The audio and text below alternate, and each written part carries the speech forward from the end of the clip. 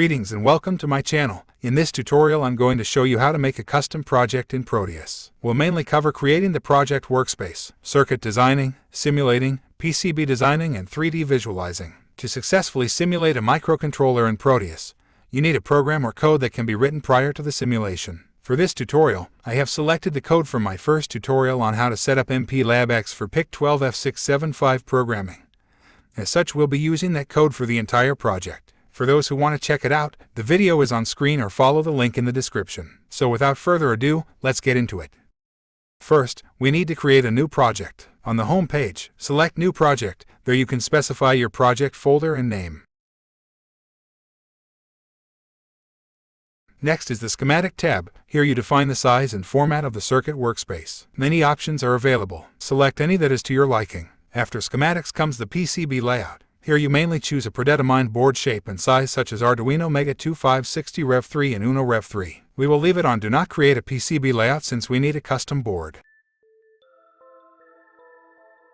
The Firmware tab is where you set up the project so that you can write a code inside Proteus instead of importing the hex file from an external software such as Empirial X. Here you can select the chip or PIC and compiler. The main issue with this choice is that the CX8 or other C-oriented compilers are not included, as such you would have to manually add it into Proteus. I've already successfully written and compiled the code in Empirial, so we will leave it on No Firmware Project and click Next. And with that, our project is created and ready for work.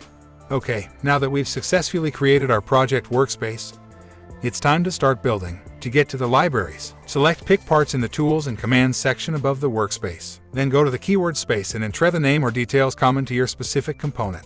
All components with matching details to your keywords will appear in the Results tab. To the right of the results are the Schematic Preview and the PCB Preview. Use these to make sure you have the correct component that does what you are looking for. The PCB Preview has a list picker at the bottom that shows you all the available formats from THT to SMT types. Memorize the name of the type you want, as you will need it later on. Double-click on the desired component to select it without closing the pop-up tab. Since this is a rather simple project, we will only take the PIC 12F675, a resistor, and an LED. Once done, press OK and return to the design workspace. All the selected components will appear in the Devices tab on the right. Select the component you want and click anywhere in the workspace to preview the component. Click again to drop it once you have moved it to your desired position. To connect them, simply go to the end of each component's terminal and click. As you move away, you'll see a line or connector appear. Go to the ends of the other component's terminal and stick once a small box appears. For our circuit to be complete, we need a ground terminal. To achieve this, go to the terminal section to the far right and on the ground terminal to select it. Repeat the selection and connection processes. To give the components their values, right-click on each component and select Edit Properties. On the terminal's list picker, select ground and click OK once done. Do the same for the resistor, but only change its resistance to 330 ohms or whichever value you want and click OK. Go to the chip and follow the same process. Optionally, change the frequency to the one you used in the code. To specify the simulation code, press the folder icon against Program Files and navigate to the code's hex file. Or go to your external software and copy the location of the hex file after successfully compiling the program. Paste the hex location into the program file slot and press OK. The code is now loaded and the circuit is ready for simulation. To simulate, press the blue triangle on the bottom left corner and wait for changes to occur on the LED. If the program is incorrect, a pop-up will appear saying Fatal Error. You'd have to enter the location again and retry. Other than that, everything should be rather perfect. Before we can start designing the PCB, we need to select the right package for each component to make sure it appears the way we want.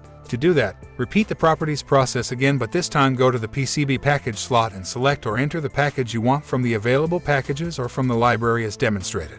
Once all packages are unselected, we can now go to the PCB layout section. Remember to save your work to avoid any complications. Click on the PCB layout icon and it'll take you straight to the PCB workspace. Like the schematic capture, the layout has its components, or in this case, packages, listed on the left. The first is a components list. That doesn't work the way we want, so you select the package icon right below the components icon to the far left and packages will appear. Click to select, click to hover, and click again to drop. To connect the packages, select track mode and click on the pads you wish to connect.